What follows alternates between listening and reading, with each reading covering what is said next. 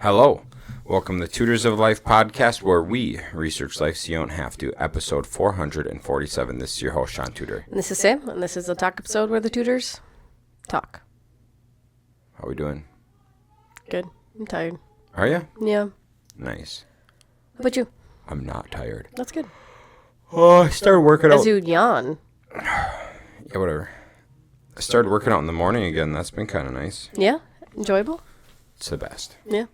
It's good. Waking up is actually way shittier than I remember. Yeah. Like, way shittier than I remember.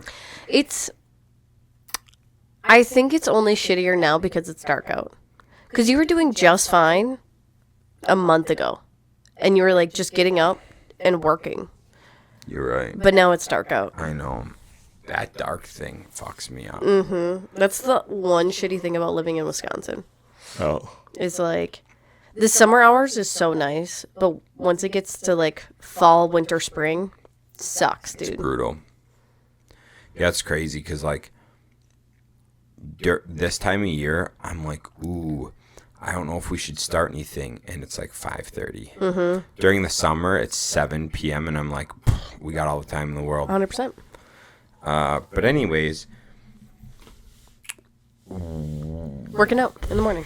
it's been good, man. That's good. It's been good. It's been 2 days. Yeah. Something. It's progress. Well, it's been two. Well, I always do jujitsu. Well, not. I typically do jujitsu Tuesdays and Fridays. Yeah.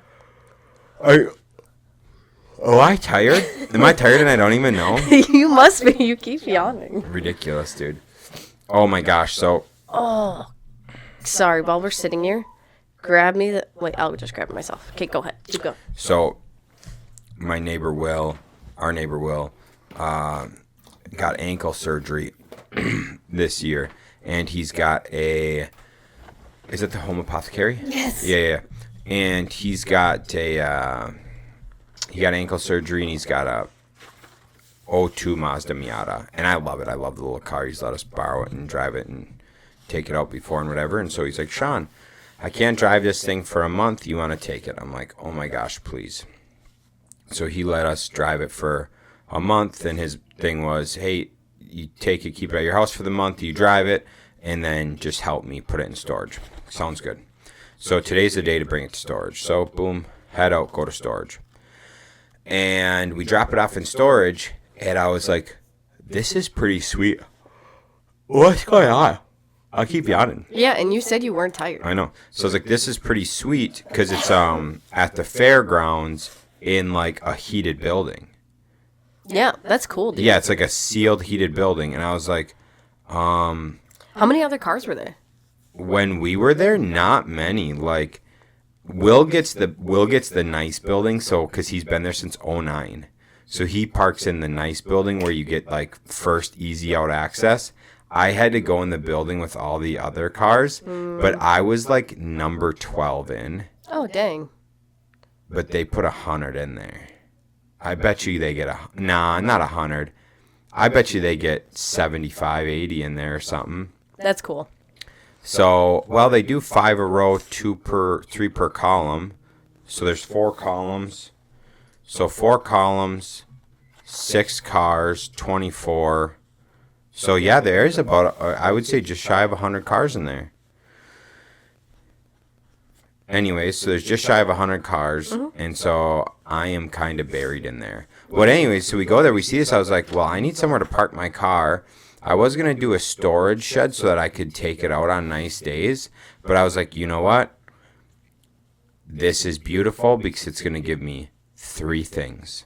1, it's $175 to store for 5 months. So cheap as can be. Yeah, that is so good. 2, I don't have to worry about myself being dumb and taking the car out on nice days and getting it salty. Mm-hmm. Because that's my thing is like, I don't want you to use the car in the winter because I really like this car. So. And I'll take it out, dude. I know I'll take it out because I'll be like, you will. it's a nice snowy day. I'll go drift some corners. Number 3, the other good thing about this whole situation is this. If it's locked in storage, I can't impulse sell this bitch. I was like, this is 5 months where I can't sell it, drive it, and in theory, I shouldn't have to worry about rodents and shit, compared to having it in another storage unit. And then I save normal storage units like $75, $80 a month. Mm-hmm. So 5 months at 80 is $400. So anyways, a lot of good things about it. And I was just kind of happy to be like, take it away from me so I don't do something I'd regret, But I was driving it up there, and I was like, oh, yeah, I forgot I'm in love with this car. I love that car. It's, dude, I was just like, why? Driving it, I was like, why do I drive anything else in the summer about this? You know what I'm saying? Mm-hmm. Like, as I'm driving, I'm like, what am I even doing? Dude, shortly, you're going to have, like, even with just, like, 3 cars, you're going to have the, fuck, what car am I going to drive today? I know. It's going to be bad. Mm-hmm. But now you have winter cars and summer cars, so that's kind of fun. Yeah. I guess. I should get a shitty car to just beat in the winter. Like an all-wheel drive, fun little car. Mm-hmm. Blah, blah, blah, blah. Anyways, so that is that. That's what I got for you on my whole parking the car thing, and I'm quite happy with it. I have a cold, as you can tell. And so I was, like, oh man, I should look in our home apothecary book and see what I can do for this stuff. They use a lot of alcohol. Do they really? Yeah, dude. What kind? There's some whiskey, there's some vodka. Obviously not all of them have, like, alcohol in it, but more than I would have guessed for, like this is, the respiratory system is in the section I'm in. And I was like, oh, damn. But also, this one, herbal parasite flush. Interesting. My other thing is, I don't know where to get most of these ingredients. I know, I've looked at that for a couple things, and I was like, I don't even know where you would get a lot of this stuff, but maybe I could just, like, I'm sure you could just Google it. Yeah, that's true. Google will just be like, yeah, you can get this, and this. Because I was thinking about that with, like, some recipes. I was looking at some interesting things. I was like, where do you even get this stuff? But I'm sure you just fucking Google it. Well, and I'm sure, too, a lot of the ingredients are, like, the same in different tinctures. You just combine different things together. So I'm sure, yeah, once you get, like, a supply of some of them, then you just keep them for the future. Yeah, exactly.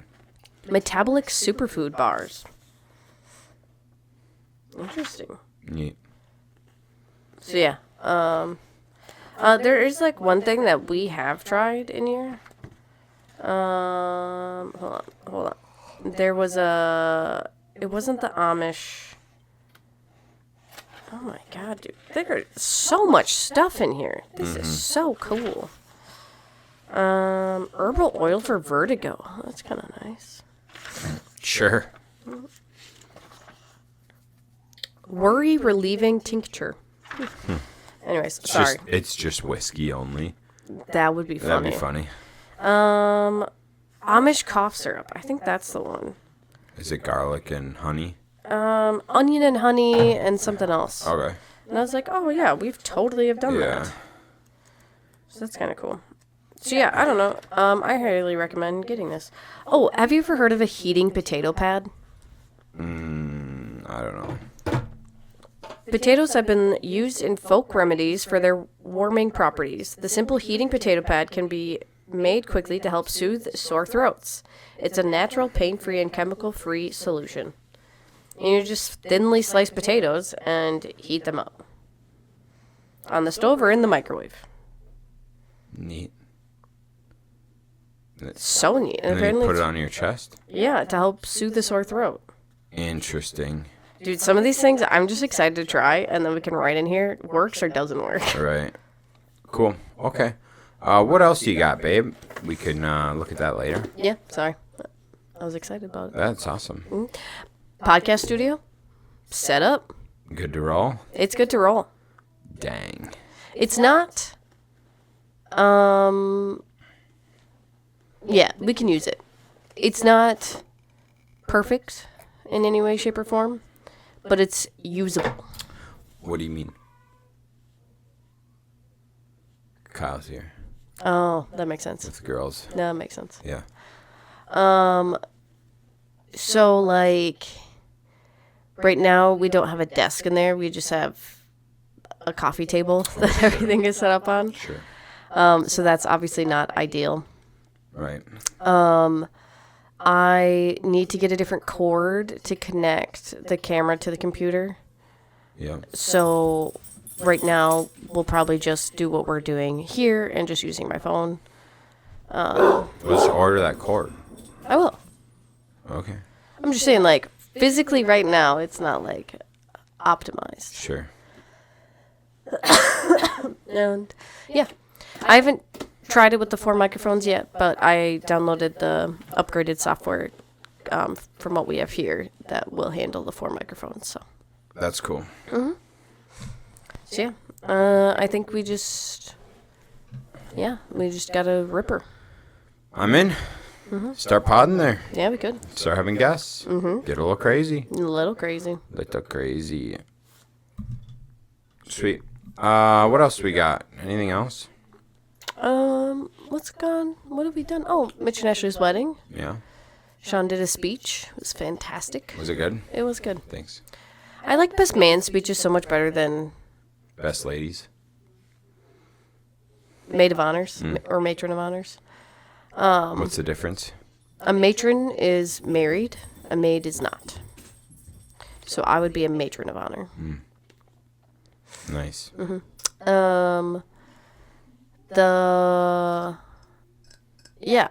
best man speeches can be like so funny and like digs toward the dude, and then they're always like, but you lady made him a better person or whatever. Right. You know what I mean? That makes sense. And the matron of honor, the maid of honors speeches always are just so much more heartfelt. Oh my God, it's just so. I've just loved you for so long. We've been best friends, and now you're getting married. Oh, I couldn't wish for a better man. Something like that. Yeah, basically. Yeah, lame. Yeah, I agree.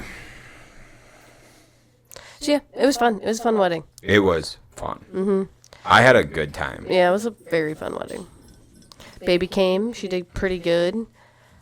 She's on the move now. She likes to crawl and climb on things. And not snuggle. And not snuggle. The one thing that sucks about it is she doesn't like to be contained now. Sure. So, like, at the wedding, she was fine during the ceremony because it was outside and she could, like, crawl on the grass. But then, like, during the dinner, she was getting real antsy because she just wanted to get on the floor and crawl. And I was like, you can't do that here. So that's the only hard part with it right now. That makes sense. Do you want to hit pause and go say hi or not? No. Okay. Do you? No, it's fine. Okay. So we had that. was We carved some pumpkins. You carved pumpkins. I carved pumpkins because Shaun doesn't like to feel the inside It's of the disgusting. pumpkin. I don't know. I had to do it for my whole family, and then why do I keep finding people that don't like to scoop out the guts of pumpkins? Just disgusting. You also don't like handling raw meat, right? I don't like it. Weirdo. Yeah. I mean, I do, like I used to do it all the time. Fucking handling raw meat, dude. But now I don't do it because you do. I do. Like that raw meat in your hands. I love the raw meat in my hands. I like to squish it around. Nice, dude. Nice. All right. That's cool. So I been listening to Morgan Housel. I finished his book. Did you finish it? Oh yeah, The Art of Spending Money. So what type of person should listen or read that book? Everyone. Everyone? Okay. So he also has The Psychology of Money, right? Yep. Which everyone should listen or read that. It's just he doesn't tell you like what to do. he just presents you with like a lot of facts and a lot of stats. Mm-hmm. You know, like, I guess it's not even facts, it's just stats. It's like, well, these people were interviewed. This is what they said. These people, you know what I'm saying? And Yeah. he's just like, people in this category are this percentage this. People in this category are this percentage this. And then gives you like a lot of different guidelines and things to think about. But a lot of it is like, and it's similar to in the psychology of money. It's like, why do you do what you do? Mm-hmm. What is the reasoning that makes you want to spend money a certain way? Yeah. And if you can figure that out and identify what makes you spend money, then you can like spend it wiser or spend it to benefit you instead of hinder you. Yeah. The one thing that I loved that you we listened to or that you told me yesterday was the latte thing. Oh yeah. So two coworkers, one went up to the coworker and was like, "Oh my gosh, do you buy a latte every day?" She's like, so anyways, it's like, "Oh, you buy a latte every day?" "Yep." "How much is it?" "It's $7. You spend $7 every day on a latte. If you put that in, if you invested that, if you took that amount of money you spend every year and you invested that into something that got an 8% return for 20 years, you would have $200,000. That's enough to buy a Ferrari." And the lady's like, "Oh yeah, that makes sense. Do you get a latte every day?" And the guy's like, "No." She goes, "Where's your Ferrari?" I love that. It's the best. Yeah. Because it's so true. It's like her priority, and that's what he talks about. He's like, unapologetically spend on the things you love. Be unapologetically frugal and cheap on the things you don't love. Right. So like, don't, if you do one backpacking trip every 5 years, do not go out and buy all the fancy backpacking shit. That is a waste of money. If you snowboard every weekend, unapologetically spend money on snowboarding. Yeah. And so it's just interesting. It's like, if you really care about cars, buy yourself a really nice car and don't apologize. Yeah. But then if you buy yourself that really nice car, don't be getting a latte every day. Don't also have the nicest TV and the nicest couch. You know what I mean? So he's just like, find what you love and spend money like it's going out of style, as long as it's in like within your means. Yeah. And then save and don't spend on the other stuff. And I thought it was awesome. That's so smart. Yep. Because that is like, sure, you don't spend $7 on coffee every day, but I bet you there's something else you spend $7 on every day. Exactly. So what's your thing? Right. Maybe that guy gets a sandwich at lunch every day.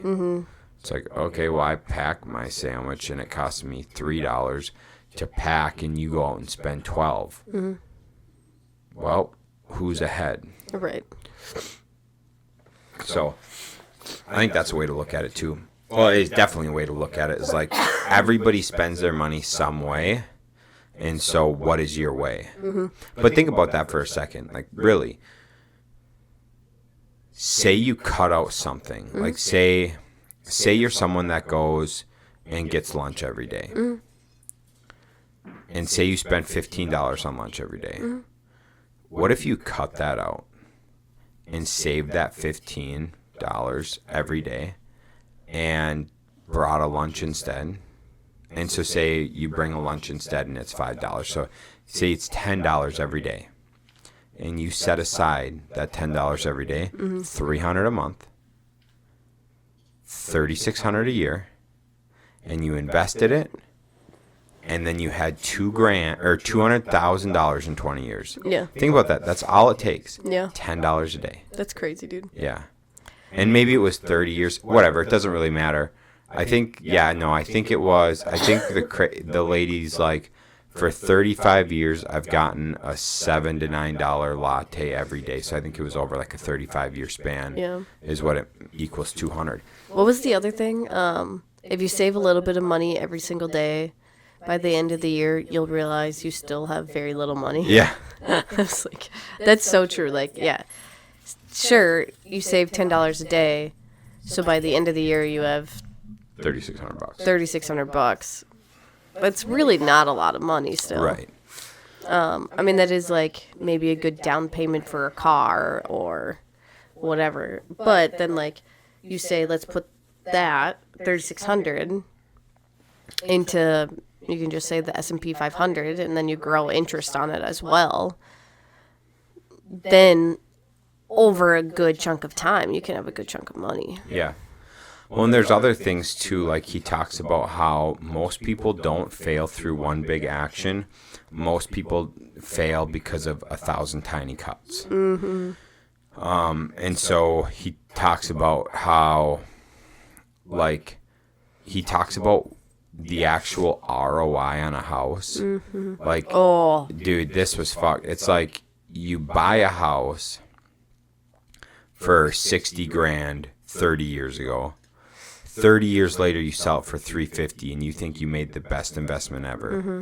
But when you factor in the amount of money you paid for it, when you factor in property taxes, when you factor in maintenance, mm-hmm. it's actually and updates to sell it for $350. It's actually like a break-even product, or maybe like a 1% product. Yeah. For the money you're putting in. So it's like, well. And you think you made a ton of money, but when you actually evaluate it, it's like, oh no, I just broke even on my money. Mm-hmm. Which, granted, in that case is probably better than renting, because renting, you don't break even, you just lose that. You lose money, yeah. So, like, it's still a better option, I guess, in most cases. But it's like one of those things where you think you made a killing. Like, I bought it 30 years ago. I sold it. I made this much. And it's like, no, you just broke even. The one thing I do, like, if you think about it in terms of spenders, it's probably a good thing for people that like to spend money, because then they're at least spending their money on something that they'll get as a return in the end. Yep. Versus, like, someone just spending a little bit of money every single day for 30 years, and then you look back and it's $350,000, and you're like, oh, shit. Exactly. Yeah, it's interesting to think about. It's just like, what do I spend my money on daily or monthly if you could just cut it out and either pour it into something you love or just save it and invest it and see how much that grows? Mm-hmm. You know, I don't... Coffee? Coffee for me would be when I spend about $4 a day on coffee. Mm-hmm. So 4 times, you could just say 5. 5 times 365. It's not every day, but... It's probably 300 days a year. Yeah. So 5 times 300, $1,500. Mm. So I spend $1,500 a year on coffee, probably. God damn, when you just, like, look at it that way, it's really not a whole lot of money. No. For everyday enjoyment? Yeah. That's why I still buy them every day. That makes sense. So it's like, okay, well, I spend $1,500 a year on coffee, but I love going into coffee shops. I love bullshitting with the people there. Yeah. I love getting my coffee. So it's like, that $1,500, I made it in, let's say I made it in 40 to 50 hours. Mm-hmm. So it's like, I worked 1 full week to pay for my to pay for my year of coffee. So it's like, I don't know, I got 51 other weeks. I mean, maybe, I guess in that case, you fucking spent a week of your life for a week of your year is gone for coffee. That might not have been worth it. A work week. A work week, not a full week. A work week, which is 1/3 of your actual week. But 1/3 is sleeping. 1/3 sleeping, so it's a third. It's half. Yeah. That's 50. Yeah, so a work week is 50% of your life. Or you know what I'm saying? Like, work is 50% of your life. Yeah. Huh. Yeah, because, if you factor in sleeping, you only have 50% of your life that's out there. Yeah. So work is 50%. That's fucked up. Yeah, It's kind of crazy to think about. That is crazy to think about. Huh. Wild. Yep. Interesting. Yeah. Yeah, kind of cool, though. Yeah, I definitely want to get it and read it. Yeah. It's sick. And then another thing he talked about was, like, independence versus purpose. It's like your two big things in life is independence and purpose. And your independence is, like, he explains how no matter what you do, you spend money. If you save money, if you just put money in a savings account, you spent that. What's it spent on? You bought freedom tickets. You bought independent tickets, right? So, like, you got to look at money on how you spend it, not like it's sitting idle. Because so many people are like, oh, you have money sitting idle in your savings account, or you have money sitting idle in your savings account, not gaining a return, so you're losing money on that. And he's like, no. You have to look at that as if you already spent that money. Right. And what'd you spend that money on? Independence. That makes sense. Independence and freedom. It's like, oh, that makes a lot of sense. Because he's like, what happens if you don't save that, or you didn't? What happens if you didn't spend that money on savings and independence, and instead you invested it, and then something happens at work where you lose your job? Now you have no independence. Right. Like, it doesn't matter that you bought that investment. Like, you are in a bad spot. Yeah. Where you can live a more relaxed, easy life knowing that you spent money on a year of freedom. Yeah. You know? So I thought that was an interesting way to look at it. But then, so you've got your independence, you have your purpose, right? And so you can kind of feed everything through that funnel. So, let's say your purpose is to be a great father. Okay, so your purpose is to be a great father, okay? And you have independence, okay? Well, let's say you look at a house and you and your wife decide, you know what, we want to be great parents. We've got 2 kids. We got a third on the way. Let's upgrade our house. Okay, awesome. So you live in a $250,000 house. You find the perfect house. You find the perfect house is $450,000.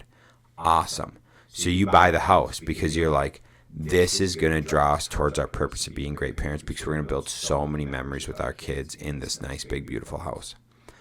But what you didn't think about is you just doubled your mortgage. So you just doubled your mortgage to move into the perfect house. But now, instead of working 36 hours a week and, like, being great, that you're good with, 36 hours. Awesome.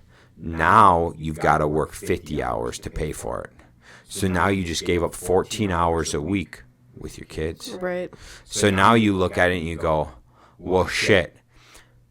I just took away independence trying to reach my purpose, and it ended up pulling away purpose. Right. You know what I'm saying? So now you took from both. Where there's other things where it's like, my purpose is to be a great father, okay? I am going to hire out lawn mowing and meal prep instead of buying the new house, which now frees up 8 hours more a week that I get to spend with the kids. So now you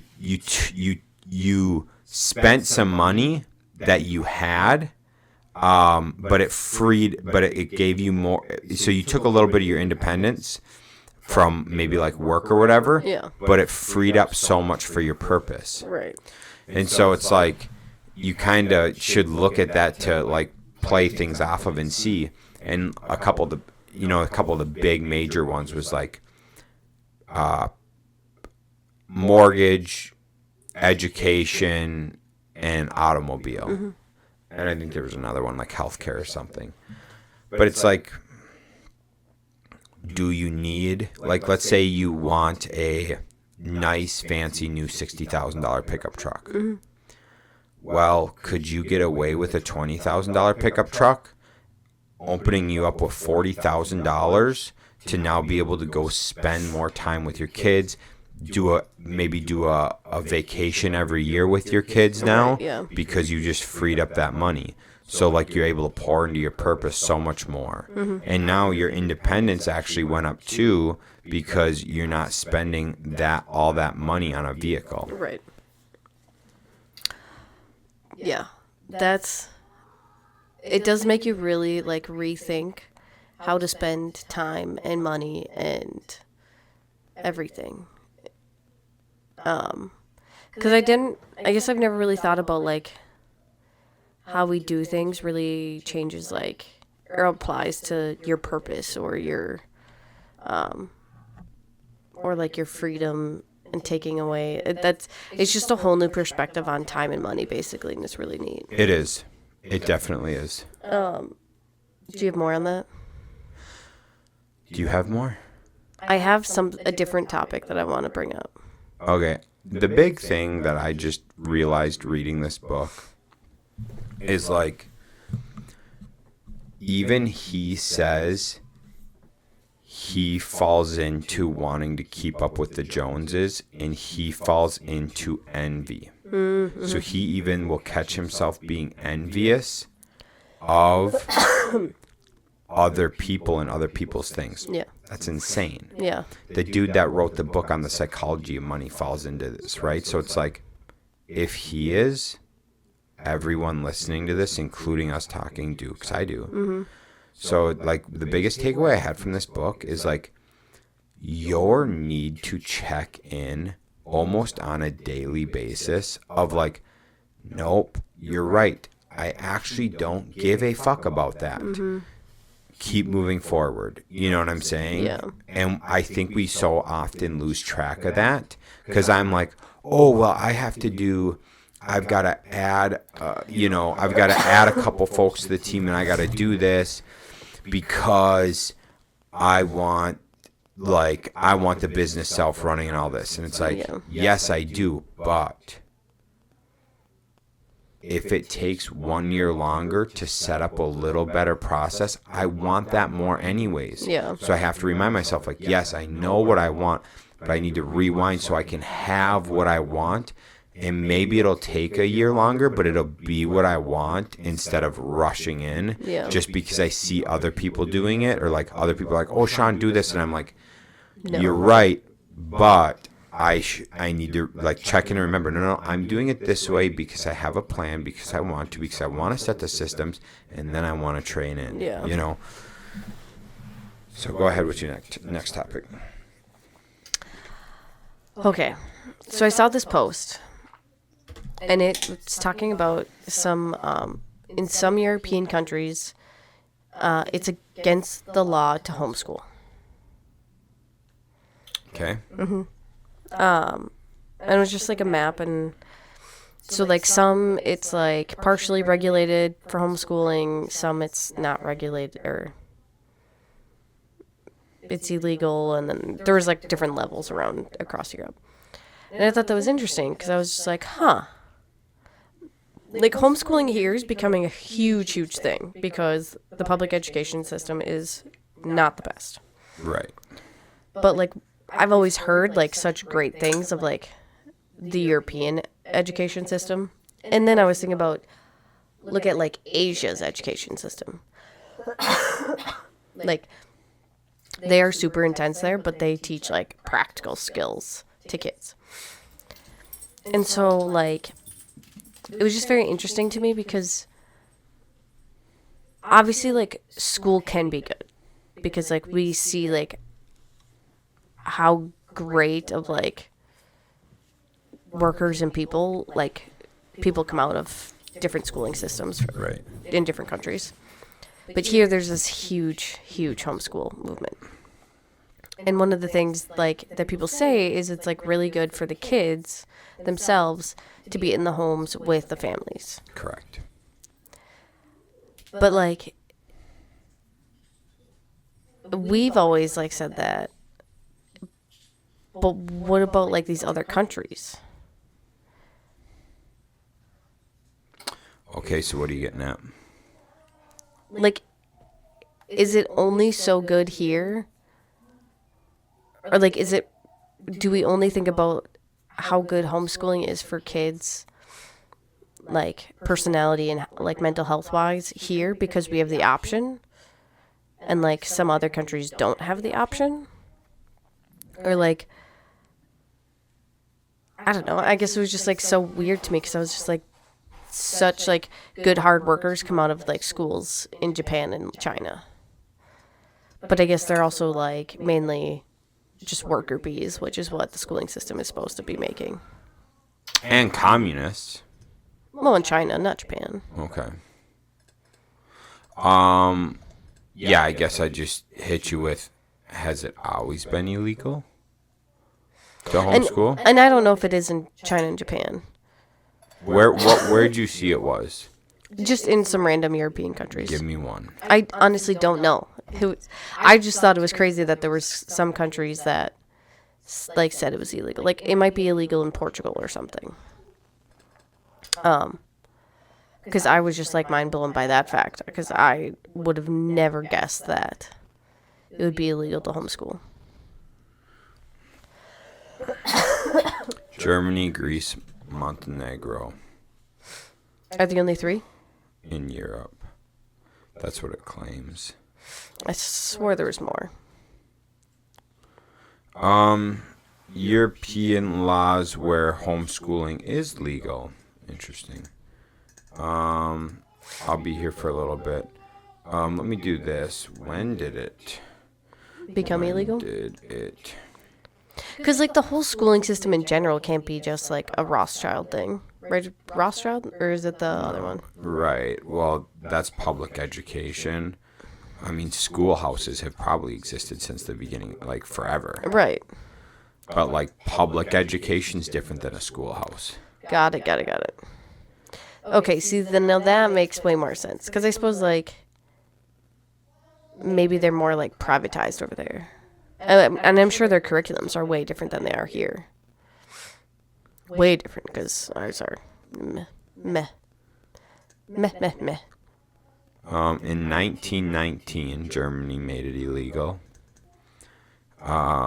Interesting. 2010, Sweden did that, put restrictions. Yeah, that's what it was. A lot of countries had restrictions on France it. in 2021 requires special authorizations. Interesting. But you got to think, like why? You know what I'm saying? Like, why did they? But also, like, is it not as much of a big deal over there because they actually, like, act as family units? It's possible. Right, yeah. Outside of the... That's possible. And maybe it's different as well, because I think most of those countries, like, the mom stays home for the first year or two of the child's life. Sure. So, like, maybe not being in daycare for the first 5 years helps them so much. So what I'm seeing right here is those couple countries are pretty progressive countries. Yeah. They're like fucking very laxative on immigrants and stuff. Yeah. And like those are some like higher level. Is Sweden? Sweden's not, but they just have some restrictions. Oh, okay. Got it. Where like Germany, where it's illegal, is pretty progressive. Yeah. France is really progressive. And so I guess what I'm saying with it is like those places made it illegal. Or well, Germany was a while ago. France is 2021. It's like, why did they do that? Right. You know, what do you mean? Like, why are you making it illegal to homeschool? Right. Now, if there's restrictions, that makes sense. Yeah. Like, Not everyone should be able you to homeschool. have to teach your kids a curriculum. Not everyone should homeschool. Absolutely, dude. But I know some people that homeschool, and I'm like, RIP to the kids. You know what I'm saying? Like, it shouldn't be allowed. Parents should have to have some level of credibility, some level of education themselves to teach their kids, you know? I mean, dude, your kids got to learn basic shit. Yeah. Especially like basic mathematics is good to have. If you're freaking retarded, dude. Yeah. And I've met some people where I'm like, I wouldn't want you teaching a kid. Yeah. And you teach them every subject. That's scary. Yeah, there was a couple I met. Their kid was going into kindergarten or first grade and didn't know her ABCs. That's what I'm saying, dude. Like, that's a problem. Yeah. But then on the caveat to that, how many kids excel because their parents are able to give them undivided attention? Right. It's similar to this. Like, the guys bring up at jiu-jitsu all the time. Rob and I go to morning classes. Mm-hmm. That is like the closest thing you can get to one-on-one sessions without having to pay $70 for a one-to-one session. Right. And so you get to go to these morning classes, and we get like one to two, like 1-on-2 or like 1 to 5 coaching. Yeah. And he helps us out and goes through things, and we go through like why shit happened, and it's really helped with a lot of my game, right? Yeah. As far as like developing my game, not necessarily, I'm not saying like I'm way better, but like my skill set's definitely growing, right? Yeah. And I'm definitely starting to understand when shit happens, like, oh, this is what I should do, right? Yeah. There's people that go only to like Monday night classes, or like they'll go to Monday night and Wednesday night comp classes. There's 30 plus people there. And so it's a lot harder to get any type of coaching. Yeah. When there's one coach or two, I guess sometimes, and 30 people. That's right. So like think about it this way, right? Catlin goes over with, the class on Tuesday morning, something, and then we go over something new on Friday, right? We go over something new. Well, so just this Tuesday, so we went over something on Friday.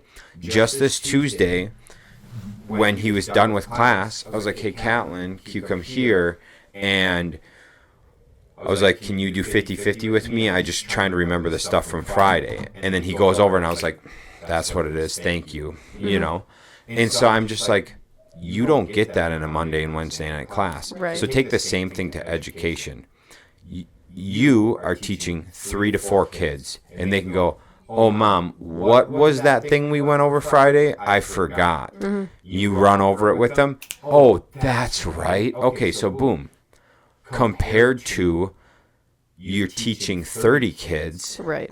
And you go, hi, teacher, can we go over what we did Friday? No, sorry, Jimmy. The rest of the class already understood that. We're moving on. Mm-hmm. And so, like, come see me after class or get some or whatever coming after hours. Yeah. It's like, no, they get undivided attention, or more of an undivided attention.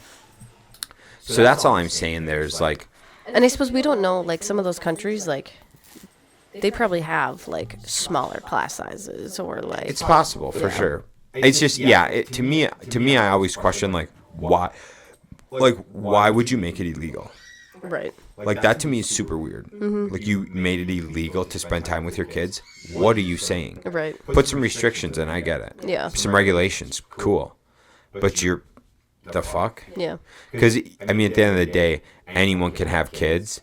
And I don't believe that, like, the kid should be punished and become, like, unable to function in society because the parents decided to have them. Mm-hmm. It just like poor kid. Yeah.